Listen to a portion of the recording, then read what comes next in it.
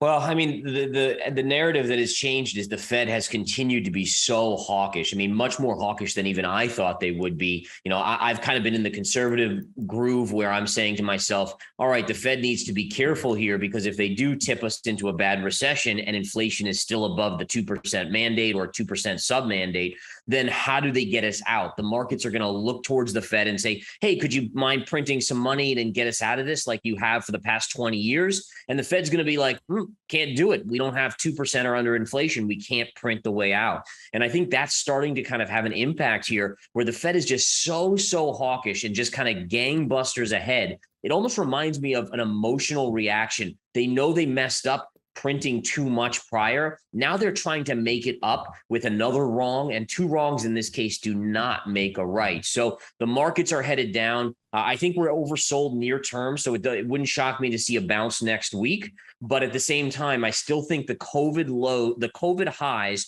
just before March of 2020, that has the target written all over it by year end. And again, that's at around 3,385. So 3,385 on the S&P 500.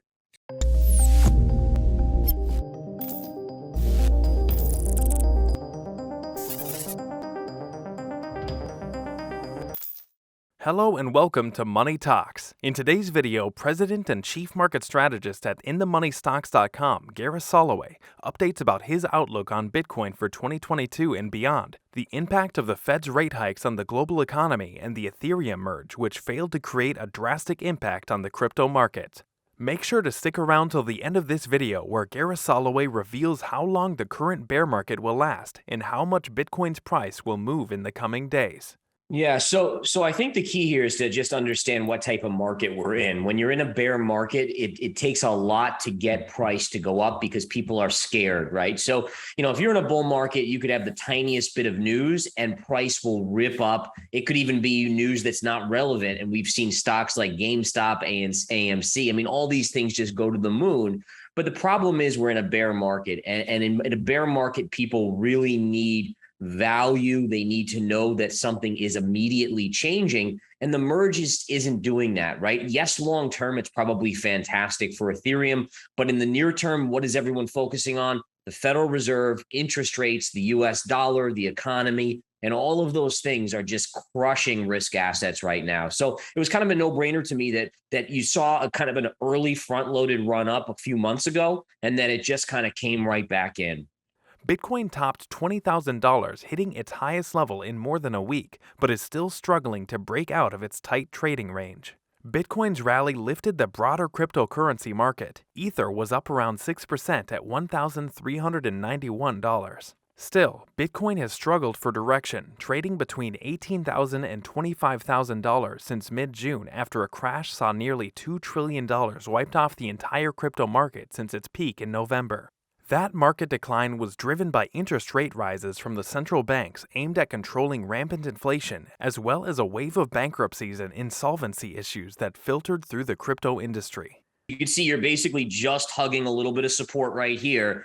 If the dollar continues to strengthen and the Fed seems to want to make sure that it does, then you're going to break this 18 to 19,000 level, and your next stop is not really until that 12 to 13,000 level. That's my best case. That would be if everything works out and everything is fixed and so forth.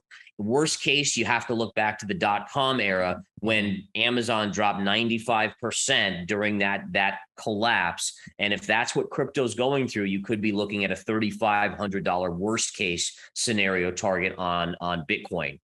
Crypto investors have been watching monetary policy because digital currencies have been closely correlated to the U.S. stock markets this year. Higher interest rates have put pressure on the S&P 500 and tech-heavy NASDAQ, which has filtered through other risky assets, including cryptocurrencies. The U.S. Federal Reserve's 75 percentage point rate hike last week marked a major event for crypto markets. This was broadly in line with market expectations, and hence, we've seen a lot of that sentiment priced in. So to be fair, I know enough from my career to know that I don't pick exact lows. Yeah. And so basically in the teens, I'll be already starting to accumulate all the way down below. So basically, you see 16,000, I'll pick up a tiny bit, 13, I'll pick up a little bit more, 10, all the way down there. And the idea there is I do believe that eventually Bitcoin's 100,000, 500,000. And so I'm not going to try to pick a bottom and miss it. Instead, I'll just dollar cost average in this lower range to build that core position. Interestingly, Bitcoin's rally, which began on Monday, happened despite a fall in U.S. stocks with the S&P 500 closing at its lowest level of 2022. Stock futures rose on Tuesday, so there are signs that perhaps the correlation between crypto and stocks could be weakening. And that's the thing that investors need to understand is that every time you get a new candle on the daily chart, it's a new piece of a puzzle. And a good technician is going to go and look and say, okay, does this change my thesis? Does this change anything? And really what we've seen is the Fed's gotten more hawkish. The economic outlook for me is even more bearish based on the Fed being more hawkish, and that you have to start lowering asset prices even more.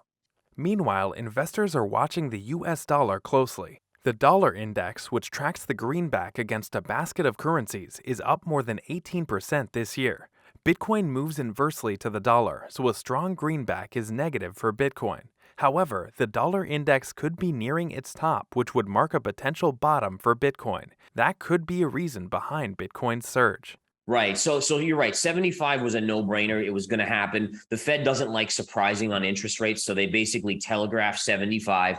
The markets had priced that in. What it was when they came out, they raised expectations for the next few hikes. And that's what shocked the market. So it's almost like a stock reporting earnings, right? So the earnings came out in line, but the Fed raised guidance on interest rates. And that's really what kickstarted the selling pressure, because then the dollar took off. Look at the 10-year yield. I mean, the 10-year yield is above 3.7% now. The 2-year is well above 4. I think it kissed 4.2%. That's an incredible inversion and a very scary thing. And one thing that I think, and again, it blows my mind the Fed's not kind of talking about this, or maybe not aware, but when you go back to Volcker back in the 80s, he kind of had this stutter step where he raised from 12% to I think about 18%.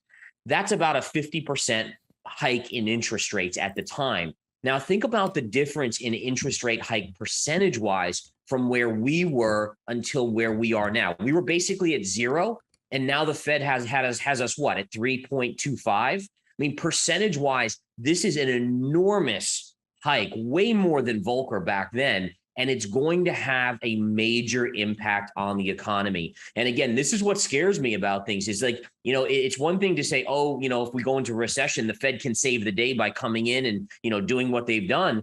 But if you have inflation that's sticky around 4 to 5%, which is what I think it's going to be, how do you get us out of it? And are we going to be in a long-term bear market?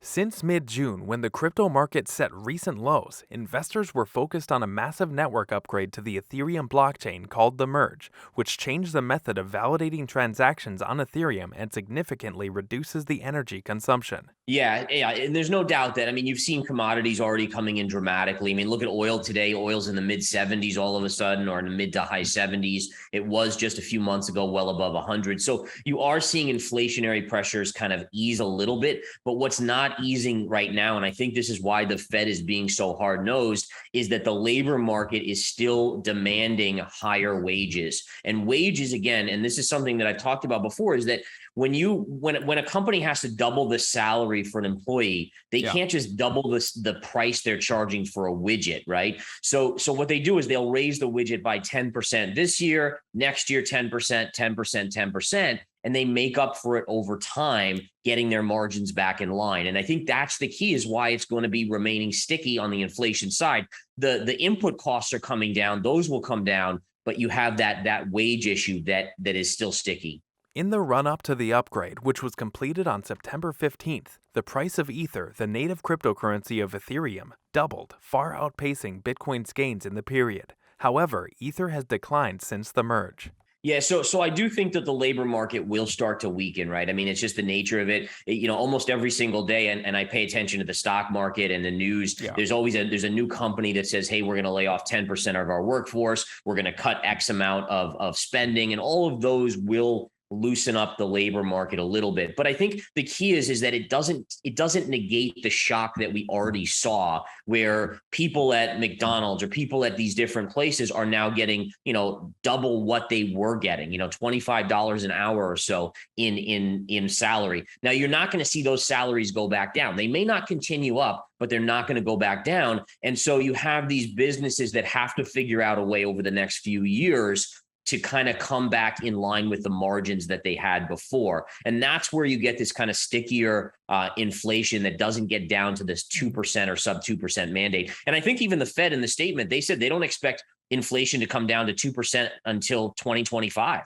And I think it's going to be a very scary situation when again, we do see the Fed continue to raise and push us into a recession, and then they're not able to get us out. And you could just look at stocks or markets like the Chinese stock market, which went from 2003 to 2008. They had this monstrous run, much like we saw over the past 5 years or so. And then since then, it's been in 10 years, actually 14 years of sideways chop. If you look at the Brazilian stock market, same thing, had a huge run in the early to mid 2000s. And then since then, those markets have just been up, down, not making new highs. And I think that's something that US investors are going to have to get used to. Now, as a swing trader, it's a good market. You get the swings intra move. As an investor, it's going to be a tough market. The Fed really pulled forward a lot of the upside.